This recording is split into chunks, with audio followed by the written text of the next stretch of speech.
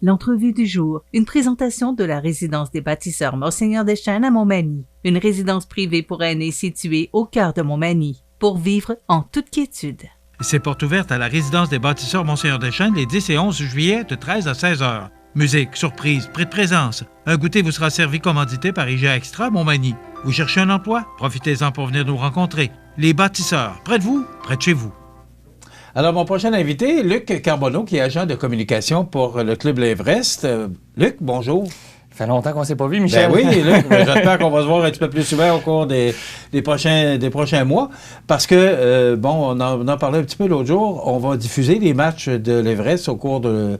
à partir du moment où ça va commencer. Oui, c'est ça. Ouais, ça va être possible donc, aussi. On s'est entendu avec le Club Everest pour que CMA TV diffuse les matchs de l'Everest. Et c'est Luc qui animera ou commentera les matchs de l'Everest. Luc, il y a eu en fin de semaine de repêchage. D'abord, juste parler du changement. Moi, j'ai réalisé une entrevue avec le nouveau directeur général puis le nouvel entraîneur et je veux surtout rien enlever à Simon Olivier parce qu'il a fait vraiment du bon travail pour mettre sur pied ce tube-là avec toute l'équipe, le président et tout ça. Mais l'image change. Et est-ce que ça a à voir avec le repêchage parce qu'on est allé chercher de bons joueurs en fin de semaine? Est-ce que tu vois ça comme moi voyant ça de l'extérieur? Il me semble que l'image a changé avec le nouveau directeur général. Écoute, ça, c'est souvent le dilemme que tu vas voir, par exemple, dans le hockey junior. T'sais, que ce soit au niveau junior majeur ou dans le junior 3A, tu as souvent des entraîneurs, on le voit avec les remparts avec Patrick Roy, t'as des entraîneurs qui aiment mieux être un directeur général en même temps.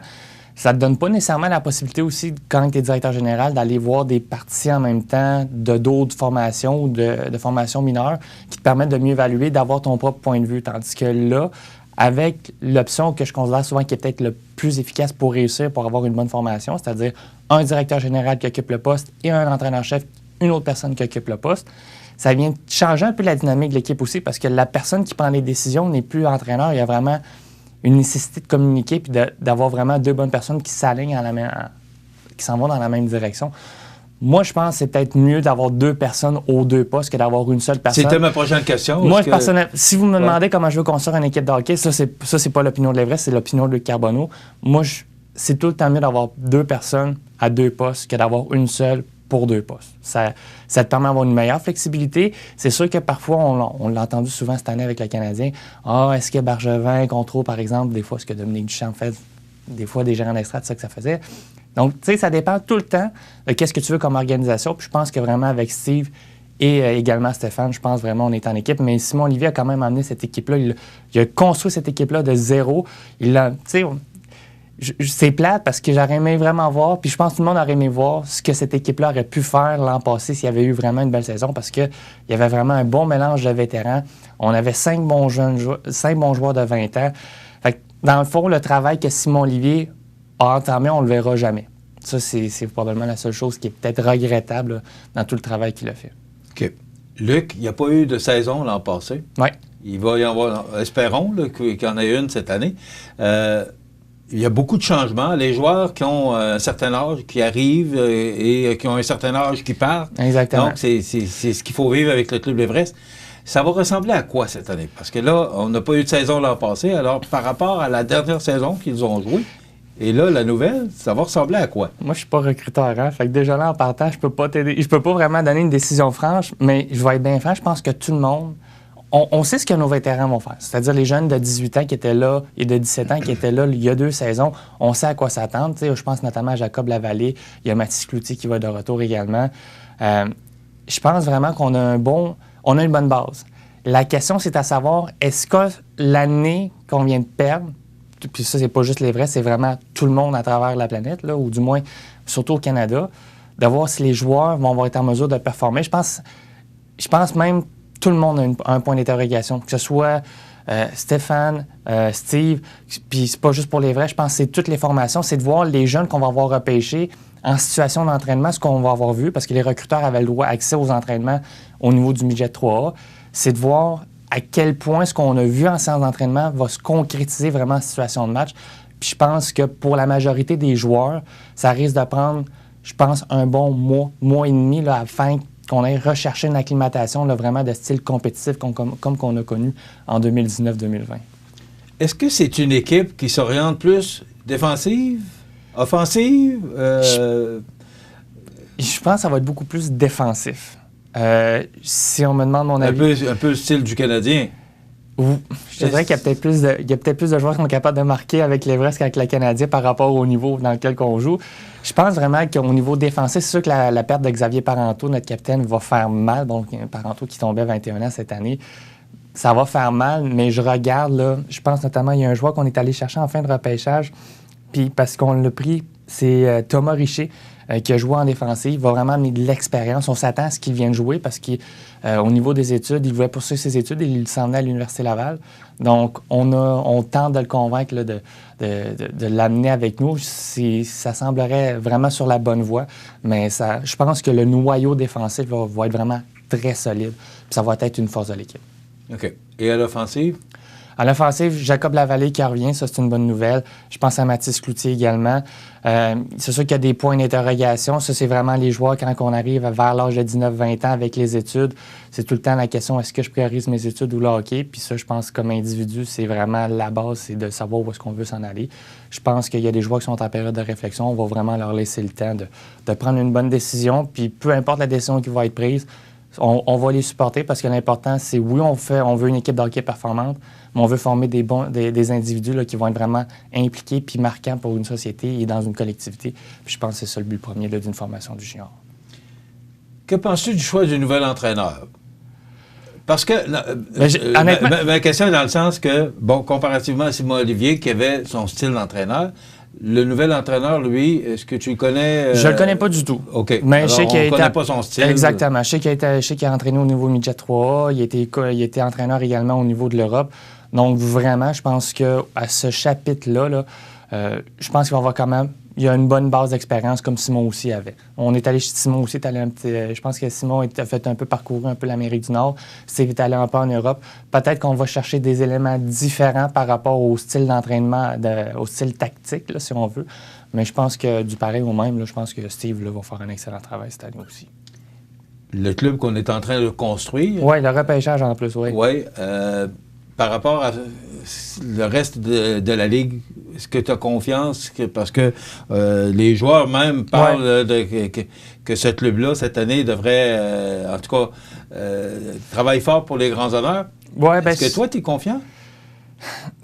C'est comme j'ai dit au début. Moi, je pose des bonnes questions. Mais... Non, mais le pire, c'est que... c'est parce que je ne veux pas me mettre dans l'eau chaude non plus pour dire... il y a 8 mois, tu avais dit ça. C'est pas l'objectif non plus. Non, mais je vais être bien franc. Moi, personnellement, avec l'année qu'on a connue, je ne veux pas me prononcer parce qu'on a vu les joueurs jouer en pré-saison dans des situations 4 contre 4. Fait que si, mettons, j'ai vu Lavallée qui a fait 12 points, je pense que c'était 10-12 points l'année passée, en jouant juste à l'intérieur de la division, je veux dire, on n'a pas joué contre Terrebonne, contre Granby, contre Saint-Jérôme, contre Montréal-Est, contre Gatineau. Fait que tu n'as pas vraiment de points de référence non plus qui sont vraiment solides à 5 contre 5. Mais de ce que j'entends de la part de l'équipe, vraiment, l'équipe va être compétitive. Puis je trouve ça intéressant aussi de la façon dont Stéphane construit l'équipe. Tu sais, parfois, on va, avec un repêchage junior 3A, tu ne repêcheras pas les meilleurs joueurs qui sont disponibles parce que tu sais qu'ils vont les jouer dans le junior majeur. Je trouve ça intéressant du côté de l'approche que Stéphane a eue cette année au repêchage, en bougeant beaucoup pour aller chercher 3 choix de première ronde, parce que tu vas chercher non pas les meilleurs disponibles, tu vas chercher les joueurs qui étaient assurés qui vont vraiment venir t'aider maintenant. Puis je pense notamment à Michael Montmini, qui, lui, va vraiment venir faire une différence. C'est un joueur qui devrait remplir un chandail de 20 ans en plus cette année. J'aime beaucoup l'approche que Stéphane prend de vraiment amener des joueurs qui sont assurés ou presque de venir jouer cette année en première ronde, qu'elle a peut-être espéré que dans 2 ans, ils ne jouent pas nécessairement dans le niveau le plus élevé au niveau junior canadien. Comment ça fonctionne? C'est 16 ans et plus? C'est 16 ans et plus. Après 16 ans, dans le fond, c'est que, comparativement, par exemple, à la junior majeure du Québec, vous avez le droit à 5 joueurs de 20 ans. Tandis que dans le junior majeur, c'est 3. Les joueurs peuvent jouer à partir de 16 ans également. C'est vraiment plus une décision...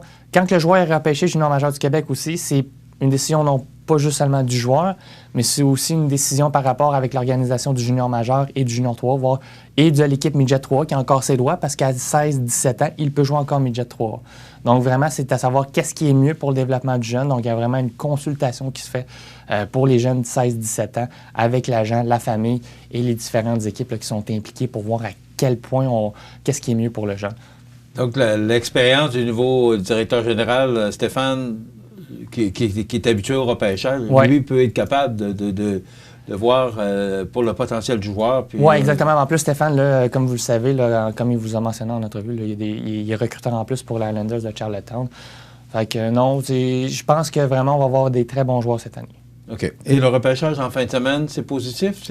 Oui, c'est positif. On a repêché beaucoup d'attaquants aussi parce qu'on s'entend que le noyau d'attaquants, si on a des jeunes qui étaient 2002-2003, donc les années de naissance, 18-19 ans, c'est sûr qu'éventuellement, il va falloir rafraîchir cette banque-là. Donc, on est allé chercher beaucoup d'attaquants.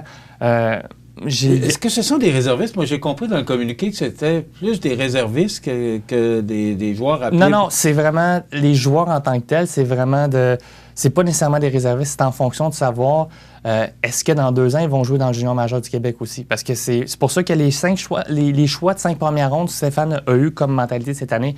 On va repêcher des joueurs qui, je vous dirais, à 75-80 %, on est sûr, et plus, là, on est sûr qu'ils vont venir jouer avec l'Everest. Après ça, du côté de Stéphane, on a décidé d'opter peut-être plus une stratégie. Plus qu'on descend, plus les chances sont minces, à part, là, je mentionnais le dernier joueur là, qui est Thomas Richer. Entre la 6e et la 12e ronde, la 10e ronde, c'est vraiment des joueurs qu'on sait qui sont repêchés junior majeur du Québec puis ils devraient jouer dans le junior, mais on se dit peut-être qu'il y a des chances que ça ne fonctionne pas ou que la période en 17-18 ans, là, entre le midget 3A et passage junior majeur, ben peut-être on se dit qu'il peut venir jouer également avec l'Everest au cours de son évolution. Donc, on peut s'attendre à une bonne saison? Je vais dire oui, mais avec réserve. OK. Je vais y reposer la question un peu plus tard. Écoute, il reste à peu près 4 minutes et je voulais t'entendre parce que je sais que tu suis le hockey religieusement. Je ne peux pas recevoir Luc Carbonneau sans lui parler de la série Tampa Bay Canadien. Ouais. Qu'en penses-tu? Est-ce que, parce que la première page du Journal de Québec ce matin, c'est « Croyez-vous au miracle? » Moi, non. Moi non plus. Mais moi, je dirais... c'est pas compliqué, moi non plus. Je dirais, Luc, moi, je dirais une victoire du Canadien ce soir. Parce que c'est juste pour éviter l'affront, c'est ça, exactement. Ça me fait penser un peu à la série des Rangers en 2014, là, où est-ce que le Canadien avait explosé littéralement, je pense, au match numéro 5 avant de retourner au Madison Square Garden puis de vraiment l'échapper 2-1. Sincèrement, est-ce que tu peux réellement rivaliser contre Tampa Bay? Je pense que la réponse est claire. C'est non. De toute façon, je veux dire, oui, le Canadien a dépassé la masse salariale là, au cours de la saison, puis en raison là, des remises au balotage, etc., de déplacements sur la liste des réserves, on est en mesure là, de sauver de l'argent un peu sur la masse salariale. Du côté de Tampa Bay, vous avez 3 trios offensifs que c'est impossible là, d'arrêter juste avec 4 défenseurs comme le Canadien le fait actuellement. Beaucoup trop de surnombre qui est accordé, puis avec une formation aussi rapide et talentueuse que Tampa Bay, tu ne peux pas accorder autant de surnombre. Fait de 1, de 2, la défensive, qui était l'élément clé chez le Canadien. On réussissait à très bien fermer le jeu, on évitait les erreurs. Depuis le début de la série contre Tampa Bay, on est vraiment en train de commettre des erreurs. Si ce n'était pas des erreurs défensives, il y avait une prolongation lors du match 2 là, à Tampa Bay. Donc... Est-ce que c'est parce que le Canadien est dépassé par Tampa Bay qu'ils font autant d'erreurs? Oui et non, parce que j'ai pas aimé l'attitude que les joueurs ont eue quand ils ont gagné Clarence Campbell. On a vraiment senti les joueurs super excités. Il y avait vraiment comme un sentiment d'accomplissement quand tu n'es pas encore rendu vraiment à la fin. Et je pense que les joueurs ont comme... Ils le diront pas, mais j'ai comme l'impression que le fait d'accéder en finale de la Coupe Stanley, ça a comme fait « OK, je suis rendu en finale ». C'est sûr que tu veux toujours gagner, mais inconsciemment, il y a tout le temps un aspect qui est là mentalement, de dire « On a réussi à faire ce que personne ne croyait possible de faire depuis le début de la saison ». Donc, je pense que ce chapitre-là, là, vraiment, ça va être... Et ce soir, ta prédiction? Honnêtement, je ne sais même pas. J'ose même pas me prononcer parce que cette équipe-là est capable du meilleur comme du pire. Elle est capable de jouer collectivement à 5 en zone défensive, à te fermer la zone centrale de très bonne façon, comme des fois, elle peut décider qu'avec le premier ou le deuxième défenseur, tout dépendant de quelle façon qu'on est positionné sur la glace, on va décider de venir pincher sur la relance offensive pour tenter de contrer, puis c'est là qu'il va créer les surnombres. Je vais espérer une victoire, mais je pense ça serait le fun que le Canadien gagne au moins une cette année dans cette finale de la Coupe Stanley. Là, puis, au pire, t'aimes pas gagner la Coupe Stanley à la maison. Vous avez eu la chance de la gagner à Edmonton l'an passé. Gagner donc ça à la maison, tout le monde va être content. Et le fait de retourner à Tampa Bay avec une victoire, ça pourrait peut-être... Ils l'ont fait contre Toronto. La différence, il va falloir que t'en gagnes 4, pas 3 contre Tampa Bay. Puis honnêtement, j'aime bien mieux affronter Toronto que Tampa Bay. Et on dit que le Canadien a réalisé en 1942... Ça, c'est les Maple Leafs de Toronto qui avaient revenu de l'arrière de 0-3 contre les Red Wings de Détroit. Alors, qui était parti de 3-0, 3 défaites, et ont gagné la Coupe. Mais quand ça arrive une fois 79 ans, tu te dis, je pense que... Alors, on va espérer que les miracles se produisent, mais on y croit moins qu'on y croyait. Je pense que c'est toute l'expérience qu'on est allé chercher pour les jeunes, que ce soit même avec Romanov qui est laissé de côté, que ce soit avec Suzuki et compagnie, je pense que ça va être l'expérience qui va être bénéfique. Alors, vous allez revoir cette personne-là plus souvent sur nos ondes parce qu'on aura l'occasion de commenter avec les matchs du Club de l'Everest. Merci beaucoup, Luc Carbonneau, d'avoir été avec nous. Agent de communication pour le Club de l'Everest. Donc, je vous informe, on va vous donner les dates, mais nous diffuserons les matchs de l'Everest au cours de la prochaine saison. Merci beaucoup d'avoir été avec nous. Merci. On s'arrête dans quelques instants, les grands titres de l'actualité avec José Soucy. L'entrevue du jour, une présentation de la résidence des bâtisseurs Monseigneur Deschênes à Montmagny, une résidence privée pour aînés située au cœur de Montmagny, pour vivre en toute quiétude.